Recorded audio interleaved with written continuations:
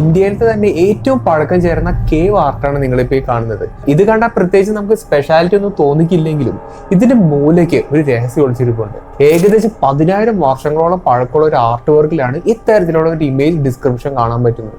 ഇത്രയും വർഷങ്ങൾക്ക് മുമ്പ് അന്ന് അവർ കണ്ട എന്തെങ്കിലും ഒരു സംഭവം ഇങ്ങനെ വരച്ചു വെച്ചായിരിക്കും ഇത്. വേറൊരു കാര്യം എന്താ വെച്ചാൽ, ഈ ഒരു സ്പോട്ടിൽ നിന്ന് ഒരു 300 കിലോമീറ്റർ മാറുകയാണെങ്കിൽ നിങ്ങൾക്ക് ഒരു അമ്പലം കാണാൻ പറ്റും. അതായത് നിങ്ങളിപ്പോൾ ഈ കാണുന്ന കൊത്തുപണിയും നേരത്തെ കാണിച്ച ഒരു കേവ് ആർട്ടിൽ കൊടുത്തിരിക്കുന്ന ആർട്ട് വർക്കും വളരെ സിമിലർ ആയിട്ടുള്ള ഡിസൈൻ തന്നെയാണ്. ഇതുപോലെ തന്നെ ഒരുപാട് സംഭവങ്ങൾ നമ്മുടെ രാജ്യത്ത് പലയിടത്തുമായിട്ട് ഒളിച്ചിരിക്കുന്നുണ്ട്.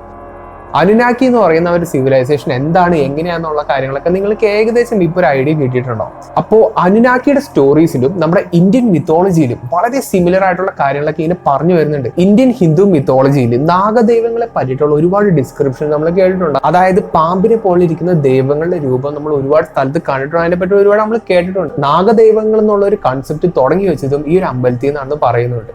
അനുനാഗ എന്നാണ് ഇവിടെയുള്ള ആൾക്കാർ ഇവയെ വിളിക്കുന്നത്. ഹിന്ദു മിത്തോളജി അനുസരിച്ച് അനുനാഗ എന്ന് പറയുന്നത് പാമ്പിനെ പോലെ ഇരിക്കുന്നത് എന്നാണ് ശരിക്കും അതിന്റെ അർത്ഥം. അനുനാഗിയും അനുനാഗി എന്നുള്ള രണ്ട് പേരും തമ്മിൽ വളരെ സിമിലാരിറ്റി ഉണ്ടെങ്കിലും ഇത് ഒരു കോയിൻസിഡൻസ് ആണെന്നുള്ള കാര്യം നമുക്കൊന്ന് ചെക്ക് ചെയ്ത് നോക്കാം. ഞാൻ കഴിഞ്ഞ വീഡിയോയിൽ പറഞ്ഞ പോലെ തന്നെ അനുനാഗിയുടെ അർത്ഥം those who came from heaven to earth എന്നാണ്. അതായത് ആകാശത്ത് നിന്ന് നമ്മുടെ ഭൂമിയിൽ വന്നവരാണ് ശരിക്കും അനുനാഗി. ആ ഒരു വേർഡിന്റെ മീനിങ് അതാണ്. അതായത് ക്ലിയർലി ആ ഒരു സ്റ്റേറ്റ്മെന്റിൽ നിന്ന് ഇവ സാധാരണ മനുഷ്യരല്ല, ഒരു എക്സ്ട്രാ ടെറസ്ട്രിയൽ ആണെന്നുള്ള കാര്യം നമുക്ക് കൺസിഡർ ചെയ്യാം. എന്നാൽ ഹിന്ദു മിത്തോളജി അനുസരിച്ച് നാഗദൈവങ്ങളും ഇതുപോലെ തന്നെ ഭൂമിയിൽ നിന്ന് വന്ന ആൾക്കാരല്ല, പുറത്തുനിന്ന് ഹെവൻസിൽ നിന്ന് വന്ന ആൾക്കാരായിട്ടാണ് ശരിക്കും കൺസിഡർ ചെയ്യുന്നത്. അതാണ് ഇവിടുത്തെ ആദ്യത്തെ സിമിലാരിറ്റി. സുമേരിയൻ ടെക്സ്റ്റുകളിൽ നമ്മളെല്ലാവരും പസിൽ ഏൽപ്പിക്കുന്ന ഒരു സംഭവമാണ്. ഹ്യൂമൻസിനെ ക്രിയേറ്റ് ചെയ്തത് അനുനാക്കിയുടെ DNA ഹോമോ എറക്ടസിന്റെ DNA കൂടിയിട്ടുള്ള ഒരു മിക്സിംഗ് ആണെന്നാണ്. അതായത് അനുനാക്കിയാണ് ശരിക്കും നമ്മുടെ മനുഷ്യരെ ഉണ്ടാക്കിയത്. അതായത് നമ്മുടെ ക്രിയേറ്റർ എന്ന് പറയുന്നത് അനുനാക്കി ദൈവങ്ങളായിട്ടാണ് ശരിക്കും അതിനകത്തൊക്കെ എഴുതിയിരിക്കുന്നത്.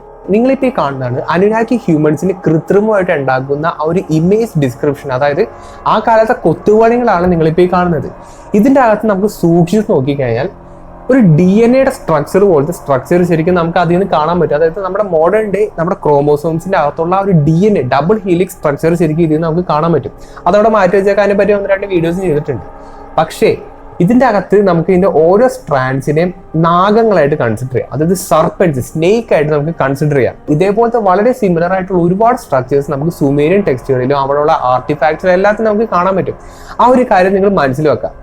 നമ്മുടെ ഇന്ത്യയിലേക്ക് വരികയാണെങ്കിൽ നമ്മൾ പല തരത്തിലുള്ള അമ്പലങ്ങളിലൊക്കെ പോയിട്ടുണ്ടാവും. നമ്മൾ ഇന്റർനെറ്റിലാണെങ്കിലും എവിടെയാണെങ്കിലും ഈ തരത്തിലുള്ള കൊത്തുപണികളൊക്കെ നമ്മൾ കണ്ടിട്ടുണ്ടാവും. പാമ്പുകൾ തമ്മിൽ ഈ ഒരു ഫോർമേഷനിൽ നിൽക്കുന്ന ഒരു കൊത്തുപണികളും ഇങ്ങനത്തെ ഒരു ഇമേജസും കാര്യങ്ങളൊക്കെ ആയിരിക്കും നമ്മൾ പൊതുവെ ഇന്ത്യയിൽ നമ്മൾ കാണുന്നത്. ഇതും അനുനാക്കിയുടെ ആ ഒരു സിറ്റുവേഷനുമായിട്ട് നമ്മൾ കണക്ട് ചെയ്യുകയാണെങ്കിൽ അനുനാക്കിയിൽ പറയുന്ന ആ ഒരു ക്രിയേഷന്റെ ആ ഒരു മിത്തും നമ്മുടെ ഇന്ത്യയിലത്തെ കാര്യങ്ങളൊക്കെ ഏകദേശം സിമിലർ ആയിട്ട് നമുക്ക് തോന്നാം. സിമിലാരിറ്റി ഞാൻ എന്താണെന്ന് ഇപ്പോൾ പറഞ്ഞുതരാം. അതായത് നിങ്ങളിപ്പോൾ കാണുന്നത് നമ്മുടെ ഇന്ത്യയിൽ കണ്ടുവരുന്ന ഒരു നാഗത്തിന്റെ അമ്പലത്തിലുള്ള ഒരു കൊത്തുപണിയാണ്. നിങ്ങൾ ഈ ആർട്ടിഫാക്റ്റ് ഒന്ന് ഒബ്സർവ് ചെയ്ത് നോക്കുകയാണെങ്കിൽ നിങ്ങൾക്ക് ഒരു കാര്യം, ഒരു റിസൾട്ട് നിങ്ങൾക്ക് ഇതിൽ നിന്ന് കിട്ടും. അതായത് എല്ലാ ഇമേജസിനും എന്തെങ്കിലും ഒരു മീനിങ് ഉണ്ടാവും. അതായത് ഈ 2 പാമ്പുകൾ കൂടി ഉണ്ടാകുന്ന ഒരു ഫോർമേഷന്റെ അറ്റത്ത് 2 മനുഷ്യരെ നിങ്ങൾക്ക് കാണാൻ പറ്റും. ഈ ഒരു ആർട്ടിഫാക്റ്റിന്റെ മീനിങ് എന്ന് പറയുന്നത് മനുഷ്യർ ഈ ഫോർമേഷനിൽ നിന്ന് എന്തായി വരുന്ന ഒരു ഇമേജ് ഡിസ്ക്രിപ്ഷൻ ആണ് ശരിക്കും ഇതിൽ കാണാൻ പറ്റുന്നത്. അതായിരിക്കും ഈ ഒരു ഇമേജും കൊണ്ട് ഉദ്ദേശിക്കുന്നത്.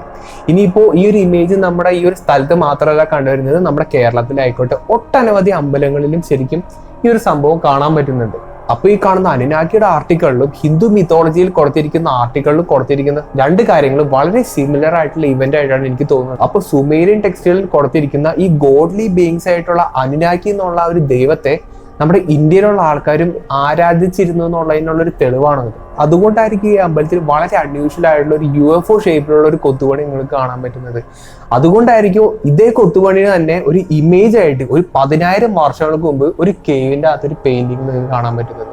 അതായത് എൻ്റെ ഒരു തിയറി ഇതാണ്, പണ്ട് അനുനാക്കി നമ്മുടെ ഭൂമിയിൽ വന്നിറങ്ങി, ഒരു ഹൈലി അഡ്വാൻസ്ഡ് ആയിട്ടുള്ള ഒരു സ്പേസ് ഷിപ്പിൽ അവർ വന്നിറങ്ങി.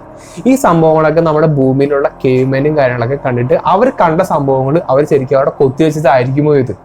അതിനുശേഷം അതേ സംഭവം തന്നെയാണ് നമ്മൾ ഈ അമ്പലത്തിലും കാണുന്നത്. ഈ അമ്പലത്തിൽ വെച്ചിട്ടാണ് ഇന്ത്യയിലത്തെ ഏറ്റവും ആദ്യത്തെ നാഗദൈവത്തിന്റെ ഒരു ഇമേജ് ഡിസ്ക്രിപ്ഷൻ ഇതാണെന്ന് ഒരു കൂട്ടം ആൾക്കാർ വിശ്വസിക്കുന്നുണ്ട്. അപ്പൊ ഇവരൊക്കെ തമ്മിൽ എന്തെങ്കിലും ഒരു കണക്ഷൻ ഉണ്ടോ എന്നുള്ള ഒരു കാര്യം ഇപ്പോഴും മിസ്റ്റേഡ് ആയിട്ട് നിൽക്കുന്നുണ്ട്. അനുനാക്കി ടെക്സ്റ്റുകളിലുള്ള എപ്പിക് ഓഫ് ഗിൽഗമേഷിൽ പറയുന്ന ഒരു സംഭവമുണ്ട്. അതായത് ഭൂമിക്കുള്ളിൽ ഒരു സ്ഥലം ഉണ്ടെന്നും ഈ സ്ഥലത്ത് 7 റൂളേഴ്സ്, അതായത് 7 അനുനാക്കി റൂളേഴ്സ് ഭരിച്ചിരുന്നതായിട്ടും ഇതിൽ പറയുന്നുണ്ട്. അതിനോട് വളരെ സിമിലർ ആയിട്ടുള്ള കാര്യങ്ങളാണ് ഹിന്ദു മിത്തോളജിയിൽ നാഗദൈവങ്ങളെ പറ്റി പറയുന്നത്. അതായത് ഇവർ ഭൂമിക്കടിയിൽ വലിയ സ്ഥലങ്ങളിലുള്ളതായിട്ടാണ് ശരിക്കും പറയപ്പെടുന്നത്. ഇതേ കാര്യങ്ങളാണ് നമ്മുടെ ലോകത്തെമ്പാടും വരുന്ന പല ലെജൻഡ്സിൽ പല രീതിയിൽ എഴുതി വെച്ചിട്ടുണ്ട്. അതായത് ഭൂമിക്കടിയിൽ ഒരു വലിയൊരു സ്പേസ് ഉണ്ടെന്നും അവിടെ ഈ പറയുന്ന ഗോഡ്ലി ബീയിങ്സ് ആയിട്ടുള്ള അനുനാക്കി ആയിക്കോട്ടെ എന്തും ആയിക്കോട്ടെ അവർ നമ്മുടെ ഭൂമിക്കടിയിൽ ജീവിച്ചിരിക്കുന്നു എന്നുള്ളൊരു കാര്യം പല ലെജൻഡ്സിലും പല രീതിയിലും പറയുന്നുണ്ട്. അതിൽ തന്നെ വളരെ ഫേമസ് ആയിട്ടുള്ള ഒരു മിത്തോളജി ഞാൻ പറഞ്ഞുതരാം. ഭൂമിയിൽ പലതരത്തിലുള്ള യുദ്ധങ്ങളും പലതരത്തിലുള്ള കൊള്ളരുതായ്മയൊക്കെ നടന്നുകൊണ്ടിരിക്കുന്ന സമയത്ത് ഭയങ്കര പവറുള്ള, അതായത് ഗോഡ്ലി ബീയിങ്സ് എന്ന് വിശ്വസിക്കുന്ന ഒരു കൂട്ടം ആൾക്കാർ ബാക്കിയുള്ള ലോകത്ത് നിന്ന് വിട്ടു നിൽക്കാൻ വേണ്ടിയിട്ട് ഒരു ഐലൻഡിൽ പോയി നിന്നതായിട്ട് ഒരു മിത്ത് പറയുന്നുണ്ട്. ഇവിടെ പോയ ആൾക്കാർ മറ്റുള്ളവരെ അപേക്ഷിച്ച് വളരെയധികം പവറുള്ള ആൾക്കാരായിരുന്നു. അതായത് ഒരു ദൈവത്തെ പോലത്തെ ഒരാൾക്കാരാണ് നിങ്ങൾ കൺസിഡർ ചെയ്യുക. അങ്ങനെ ഒരുപാട് വർഷങ്ങളായിട്ട് ഇവരിവിടെ ജീവിച്ചു വരികയും ഇവരുടെ സിവിലൈസേഷൻ വളരെ റാപ്പിഡ്ലി മുകളിലോട്ട് ഇങ്ങനെ ഉയർന്നതായിട്ടാണ് ശരിക്കും പറയുന്നത്. ഇവർ ഐസൊലേഷനിൽ നിൽക്കുന്ന ആ ഒരു ഐലൻഡിന്റെ ഒരു പ്രത്യേകത എന്താ വെച്ചാൽ ഈ ഐലൻഡിൽ ഒരുപാട് ഗുഹകൾ, അതായത് ഒരുപാട് ടണലുകൾ ഉള്ളതായിട്ട് പറയുന്നുണ്ട്. അതായത് നമ്മുടെ ഭൂമിയിലെ അക്രോസ് പോകുന്ന വളരെ ദൂരത്ത് പോകുന്ന ഒരുപാട് ടണൽസ് ഉള്ളതായിട്ട് ശരിക്കും ഇതിൽ പറയുന്നുണ്ട്. അപ്പൊ എന്തോ അൺനോൺ ആയിട്ടുള്ള ഒരു കാരണത്താൽ ഇവർക്ക് ഈ ഐലൻഡ് ഉപേക്ഷിക്കേണ്ടി വന്നു എന്നാണ് ശരിക്കും ഇതിൽ പറയുന്നത്. അപ്പോൾ ഇവർ എങ്ങോട്ടാണ് പോയത്? ഈ ടണൽ വഴി നമ്മുടെ ഭൂമിയുടെ ഉള്ളിലേക്ക് പോയിട്ടാണ് ശരിക്കും പറയുന്നത്. അതായത് ഭൂമിയുടെ ഉള്ളിൽ ഇവർ വളരെ അഡ്വാൻസ്ഡ് ആയിട്ടുള്ള ഒരു സിറ്റി, അതായത് ഇവരുടേതായിട്ടുള്ള, അതായത് പുറം ലോകമായിട്ട് യാതൊരു കണക്ഷനും ഇല്ലാണ്ട് വർഷങ്ങളോളം 1000ഓളം വർഷങ്ങളായിട്ട് ഇപ്പോഴും നമ്മുടെ ഭൂമിയുടെ അടിയിൽ ഒരു സിവിലൈസേഷൻ ജീവിച്ചിരിക്കുന്നുണ്ട് എന്നുള്ളൊരു മിത്ത് പറയുന്നുണ്ട്. അപ്പോൾ ഇവർ നമ്മുടെ പുറം ലോകമായിട്ട് ബന്ധമില്ലാത്തതുകൊണ്ട് തന്നെ നമ്മുടെ പുറത്തുള്ള സർഫസിലുള്ള ആൾക്കാർ, അതായത് എന്നെ നിങ്ങളെ പോലുള്ള ആൾക്കാർ ഇവോൾവ് ചെയ്ത രീതിയും ഇവർ ഇവോൾവ് ചെയ്ത രീതിയും വ്യത്യാസം ഉണ്ടെന്നും പറയുന്നുണ്ട്. ഇതിന് വേണമെങ്കിൽ നമുക്കൊരു സബ് ടെറേനിയൻ കിങ്ഡം എന്ന് വേണമെങ്കിൽ പറയാം. ഒരു വലിയൊരു സ്ഥലം, അത് നമ്മുടെ ഭൂമിക്ക് അകത്ത് തന്നെ ഉള്ള ഒരു സ്ഥലമായിട്ട് നമുക്ക് കൺസിഡർ ചെയ്യാം. ഈ സ്ഥലത്തെ ആക്സസ് ചെയ്യാൻ വേണ്ടിയിട്ട് നമ്മുടെ ലോകത്ത് പലയിടങ്ങളിലായിട്ട് പല സ്ഥലങ്ങളുള്ളതായിട്ട് പറയുന്നുണ്ട്. അതിലൊന്നാണ് എല്ലോറ കേവ്സ് എന്ന് പറയുന്നത്. അപ്പോൾ ഞാൻ ആ വീഡിയോയിൽ പറഞ്ഞ ഒരു കാര്യമുണ്ട്, എല്ലോറ കേവ്സിൽ ഒരുപാട് ഹിഡൻ ആയിട്ടുള്ള ചേംബേഴ്സ് ഒക്കെ ഉണ്ടെന്നുള്ള കാര്യം. അതായത് ഒരു ടണൽ പോലത്തെ സംഭവമാണ് എല്ലോറ കേവ്സിൽ കൊടുത്തിട്ടുണ്ട്. അപ്പോൾ ഇത് എങ്ങോട്ടാണ് പോകുന്നത് എന്നുള്ള കാര്യം നമുക്ക് ഇപ്പോഴും അറിയില്ല. ഇതിപ്പോ ഈ മിത്തോളജിയിൽ പറയുന്ന പോലെ ഈ ഒരു സ്ഥലത്തേക്കുള്ള ഒരു എൻട്രി പോയിന്റ് ആണോ എന്നുള്ള കാര്യം നമുക്ക് ഇപ്പോഴും അറിയില്ല. അതുപോലുള്ള ഒരു എൻട്രി പോയിന്റ് അഫ്ഗാനിസ്ഥാനിലുണ്ടെന്ന് പറയുന്നുണ്ട്, ഗുഡിമലം ടെമ്പിളിലുണ്ടെന്നും പറയുന്നുണ്ട്. ഗുഡിമല ടെമ്പിളിലും ഇതേപോലെ തന്നെ അണ്ടർഗ്രൗണ്ട് ചേംബേഴ്സ് ഉള്ളതായിട്ടും പറയുന്നുണ്ട്. അങ്ങനെ നമ്മുടെ ലോകത്ത് പലയിടങ്ങളിലായിട്ട് പല എൻട്രി പോയിന്റുകൾ ഉള്ളതായിട്ടും പറയുന്നുണ്ട്. തുടക്കത്തിൽ ഉണ്ടായിരുന്ന ഒരു ഐലൻഡ് സ്ഥിതി ചെയ്തിരുന്നത് ഹിമാലയത്തിന്റെ നോർത്ത് സൈഡിലാന്നുള്ള കാര്യങ്ങളും പറയുന്നുണ്ട്.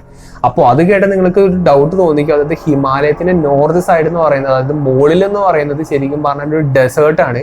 അതുകൊണ്ട് തന്നെ ഞാനിപ്പോൾ ഇത്ര നേരം പറഞ്ഞത് ഒരു മിത്തിക്കൽ ടെയിലായിട്ട് ഒരുപാട് പേർക്ക് പറയാൻ പറ്റും. പക്ഷേ ഒരുപാട് വർഷങ്ങൾക്ക് മുമ്പ്, അതായത് നമ്മുടെ ഭൂമിയിൽ കോണ്ടിനെന്റൽ ഡ്രിഫ്റ്റ് എന്ന് പറഞ്ഞൊരു സംഭവം നടന്നിട്ടുണ്ട്. അതായത് നമ്മുടെ ഭൂമിയിലത്തെ പല കോണ്ടിനെന്റ്സ് ഇങ്ങനെ തെന്നി, അതായത് ഈ പറയുന്ന ടെക്ടോണിക് പ്ലേറ്റ്സിന്റെ മൂവ്മെന്റ് കാരണം നമ്മുടെ ഭൂമിയിലുള്ള കോണ്ടിനെന്റ്സ് ഒക്കെ ഇങ്ങനെ തെന്നി ഇങ്ങനെ മാറി റീലൊക്കേറ്റ് ചെയ്യുന്ന ഒരു സിറ്റുവേഷൻ സംഭവിച്ചിട്ടുണ്ട്. ആ ഒരു സംഭവം സംഭവിച്ചത് കൊണ്ട് തന്നെ ഇപ്പൊ നമ്മൾ ഹിമാലയത്തിന്റെ നോർത്തേൺ സൈഡിൽ പരിശോധിച്ച് നോക്കിക്കഴിഞ്ഞാൽ നമുക്ക് ഒരുപാട് ഫിഷിന്റെ ബോൺസും അങ്ങനെ കോറൽ റീവ്സ് അങ്ങനെ ഒരുപാട് സംഭവങ്ങൾ നമുക്ക് കാണാൻ പറ്റും. അപ്പൊ ഇത് കാണാൻ കാരണം പണ്ട് അവിടെ ശരിക്കും കടലായിരുന്നു എന്നുള്ളതാണ്. അപ്പോൾ കടല് കയറി ഈ കോണ്ടിനെന്റൽ ഡ്രിഫ്റ്റ് കാരണം കടലൊക്കെ അവിടെ ഇല്ലാണ്ടായതായിട്ടാണ് ശരിക്കും പറയുന്നത്. അപ്പോൾ ഈ പറയുന്ന മിത്തും ശരിക്കും കറക്റ്റ് ആവാനുള്ള സാധ്യതകളും കുറച്ച് കൂടുതലാണ്. ഇതും കൂടെ വേറൊരു ഫാക്ട് എന്താ വെച്ചാൽ ഈ ഒരു അണ്ടർഗ്രൗണ്ട് സിവിലൈസേഷൻ അത്യാവശ്യത്തിൽ കൂടുതൽ അഡ്വാൻസ്ഡ് ആയിരുന്നു എന്നുള്ളതാണ്. അതായത് ഗ്യാസ് ലൈറ്റിംഗ് ഉണ്ടായിരുന്നു, ഇവർക്ക് റെയിൽവേ സിസ്റ്റം ഉണ്ടായിരുന്നു, അങ്ങനെ പല അഡ്വാൻസ്മെന്റ്സ് ഉണ്ടായിരുന്നു. ആ കാര്യങ്ങളൊക്കെ ഓക്കെ, അതൊക്കെ നമുക്ക് സെറ്റാക്കാം. പക്ഷേ ഇവർ പറയുന്ന വേറൊരു സംഭവമാണ്, അതായത് ഇവർ മിത്തോളജിയിൽ പറയുന്നത് നമ്മുടെ ഇവിടെയൊക്കെ ഇലക്ട്രിസിറ്റി കണ്ടക്ട് ചെയ്യുന്നത് എങ്ങനെ വയറുകൾ ഉപയോഗിച്ചിട്ടുണ്ട്. ഈ വയറിന് അത് മെറ്റലാണുള്ളത്. പക്ഷെ ഇതിനകത്ത് പറയുന്ന ഒരു കാര്യം എന്താ വെച്ചാൽ ഗ്ലാസ്, അതായത് ഫ്ലെക്സിബിൾ ആയിട്ടുള്ള ഗ്ലാസ്സിൽ കൂടെ ഇൻഫോർമേഷൻ അല്ലെങ്കിൽ ഇലക്ട്രിസിറ്റി കണ്ടക്ട് ചെയ്യുന്ന ഒരു മെത്തേഡിനെ പറ്റി ഇതിനകത്ത് ഡീറ്റെയിൽ ആയിട്ട് കൊടുത്തിട്ടുണ്ട്. ഈ ഡീറ്റെയിൽ ശരിക്കും പറഞ്ഞാൽ മോഡേൺ ഡേ ഒപ്റ്റിക്കൽ ഫൈബേഴ്സിന്റെ ടെക്നോളജി ആയിട്ട് വളരെ സിമിലർ ആണ്. അപ്പോൾ അങ്ങനെയുള്ള കാര്യങ്ങളൊക്കെ ഇതിനകത്ത് ഇങ്ങനെ കൊടുത്തിട്ടുള്ളത് കൊണ്ട് തന്നെ ഇത് ശരിക്കും ഒരു മിത്താണോ അതോ ഇതിൽ എന്തെങ്കിലുമൊക്കെ അർത്ഥം ഉണ്ടോ എന്നുള്ള കാര്യങ്ങൾക്ക് പറയാൻ പറ്റില്ല. പക്ഷേ ഈ ഒരു സ്റ്റോറി, ഈ ഒരു മിത്ത് ഞാൻ ഈ വീഡിയോയിൽ എടുത്ത് പറയാൻ കാരണം അനുനാക്കിയുടെ സ്റ്റോറീസിലും അണ്ടർഗ്രൗണ്ട് സിവിലൈസേഷനെ പറ്റി പറയുന്നുണ്ട്. അതുപോലെ തന്നെ നാഗദൈവങ്ങളുടെ സ്റ്റോറീസിലും തന്നെ ഇവരും അണ്ടർഗ്രൗണ്ടിൽ ജീവിച്ചിരുന്നതായിട്ടാണ് ശരിക്കും പറയപ്പെടുന്നത്. അതുപോലെ തന്നെ ഇന്ത്യൻ മിത്തോളജിയും അനുനാക്കിയുടെ മിത്തോളജിയിലും വളരെ കോമൺ ആയിട്ടുള്ള ഒരുപാട് കാര്യങ്ങളുണ്ട്. അതിൽ ഒന്നാമത്താണ് ഇവർ തമ്മിൽ നടന്ന യുദ്ധങ്ങളെ പറ്റിയിട്ട്. അനുനാക്കിയുടെ എൻലിനും എനിക്കും തമ്മിൽ നടന്നിരിക്കുന്ന ഒരു മഹായുദ്ധത്തിന്റെ ഒരു റെഫറൻസ് ശരിക്കും അനുനാക്കിയുടെ മിത്തോളജി സുമേരിയൻ ടെക്സ്റ്റുകളിലൊക്കെ കൊടുത്തിട്ടുണ്ട്. അതേപോലെ തന്നെ വളരെ അഡ്വാൻസ്ഡ് ആയിട്ടുള്ള വെപ്പൺസ് ഒക്കെ ഉപയോഗിച്ചിട്ടുള്ള തരത്തിലുള്ള ഒരു യുദ്ധത്തെ പറ്റിയിട്ട് നമ്മുടെ ഭൂമിയിൽ, നമ്മുടെ ഇന്ത്യയിലെ മഹാഭാരതത്തിലും അങ്ങനെയുള്ള സംഭവത്തിലൊക്കെ കൊടുത്തിട്ടുണ്ട്. അപ്പോൾ അതിനൊക്കെ പറ്റിയിട്ട് ഡീറ്റെയിൽ ആയിട്ട് ഞാൻ വേറൊരു വീഡിയോ ചെയ്യുന്നതായിരിക്കും. കാരണം എല്ലാ കാര്യങ്ങളും എനിക്കൊരു വീഡിയോയിൽ പറയാൻ പറ്റില്ല. അതുകൊണ്ട് തന്നെ ഇതൊരു സീരിയസ് ആയിട്ട് പോകുന്നതായിരിക്കും ഏറ്റവും ബെസ്റ്റ്. അപ്പൊ അടുത്ത വീഡിയോയിൽ അനുനാക്കിയും ഏൻഷ്യന്റ് ഇന്ത്യൻ സിവിലൈസേഷനും തമ്മിലുള്ള വളരെ ഷോക്കിംഗ് ആയിട്ടുള്ള സിമിലാരിറ്റീസ് കുറച്ചുകൂടി ഡീറ്റെയിൽ ആയിട്ട് ഞാൻ പറഞ്ഞു തരുന്നതായിരിക്കും. അപ്പൊ പിന്നെ കഴിഞ്ഞ വീഡിയോയിൽ ഞാൻ ഒരു കമന്റ് കണ്ടായിരുന്നു, അതായത് ഞാൻ മനഃപൂർവ്വം ഖുറാനെ പറ്റിയിട്ടുള്ള കാര്യങ്ങൾ ശരിക്കും പറയുന്നില്ല എന്നുള്ളത്. അതായത് ഇപ്പൊ ക്രിസ്ത്യാനിറ്റി പറഞ്ഞു, ഹിന്ദുയിസത്തിനെ പറ്റി ഞാൻ ഒരുപാട് പറയുന്നുണ്ട്, ഖുറാൻ ഞാൻ മനഃപൂർവ്വം ഒഴിവാക്കുക എന്നുള്ള രീതിയിൽ ഒരു കമന്റ് ഞാൻ കണ്ടായിരുന്നു. അപ്പോൾ അത് ശരിക്കും സത്യാവസ്ഥ എന്നാണ് ഞാൻ പറഞ്ഞത്. ഇത് ഒരു കടൽ പോലെ നീണ്ടെടുക്കുന്ന ഒരു ടോപ്പിക്കാണ് ശരിക്കും ഇത്. അപ്പോൾ ഞാൻ ഒരുപാട് നാളായിട്ട് ഇതിന്റെ പുറകെ തന്നെയാണെന്നുള്ള കാര്യം ഞാൻ പല തവണയിൽ പല വീഡിയോസിൽ ഞാൻ പറഞ്ഞിട്ടുണ്ട്. അപ്പോൾ ഞാൻ ശരിക്കും സ്റ്റാർട്ട് ചെയ്തിട്ടുള്ളൂ. അതായത് ഞാനിപ്പോൾ ഇത്ര പോരാണ്ടൊന്നും വീഡിയോസ് ആയിട്ട് ചെയ്യുന്നത്. അപ്പോൾ ഈ വീഡിയോസ് എന്നൊക്കെ പറയുന്നത് ജസ്റ്റ് ഒരു സാമാന്യത്തിന്റെ പകുതി പോലും ഞാൻ ശരിക്കും കവർ ചെയ്തിട്ടില്ല. കാരണം ഒരുപാട് കാര്യങ്ങൾ എനിക്ക് ഇതിനെപ്പറ്റി പറയാനുണ്ട്. അത് പെട്ടെന്ന് ഭയങ്കര സ്പീഡിൽ നിങ്ങൾക്ക് പറഞ്ഞു പോയി കഴിഞ്ഞാൽ ഒരു 90% ആൾക്കാർക്ക് അത് മനസ്സിലാവുകയില്ല. അതുകൊണ്ടാണ് ഞാൻ ഓരോ ടോപ്പിക്കായിട്ട് വളരെ സ്ലോ ആയിട്ട് ഇങ്ങനെ പറയാൻ ശ്രമിക്കുന്നത്. നിങ്ങളുടെ ഭൂരിഭാഗം ആൾക്കാരും ചിലപ്പോൾ ഇതൊരു മിസ്റ്ററി വീഡിയോ പോലെ കണ്ടിട്ട് പോകുന്നതായിരിക്കാം. പക്ഷേ എനിക്ക് ഇതൊരു ശരിക്കും ഒരു ഇൻവെസ്റ്റിഗേഷൻ പോലെ തന്നെയാണ്. അപ്പോൾ അതുകൊണ്ടാണ് ഞാൻ അങ്ങനെ ചെയ്യുന്നത്. ഖുറാനിലുള്ള കാര്യങ്ങളൊക്കെ എന്തായാലും ഞാൻ ഫ്യൂച്ചറിൽ എന്തായാലും അപ്ഡേറ്റ് ചെയ്യുന്നതായിരിക്കും. കാരണം അതിനെ പറ്റിയിട്ടും ഒരുപാട് റെസംബ്ലൻസ്, ഇതേപോലെ തന്നെ ഒരുപാട് റെസംബ്ലൻസ് നമ്മുടെ ഖുറാനിലായിക്കോട്ടെ, ഞാൻ എടുത്തു പറയുന്നില്ല, നമ്മുടെ ലോകത്തുള്ള പല ട്രഡീഷൻസിനും ശരിക്കും വളരെ സിമിലർ ആയിട്ടുള്ളത്, വളരെ ഷോക്കിംഗ് ആയിട്ടുള്ള കാര്യങ്ങളാണ്. അപ്പോൾ അത് ഓരോന്നായിട്ടായിരിക്കും ഞാൻ ഈ വീഡിയോയിലൊക്കെ പുറത്തു കൊണ്ടുവരുന്നത്. അപ്പോൾ നമുക്ക് അടുത്ത വീഡിയോ കാണാം.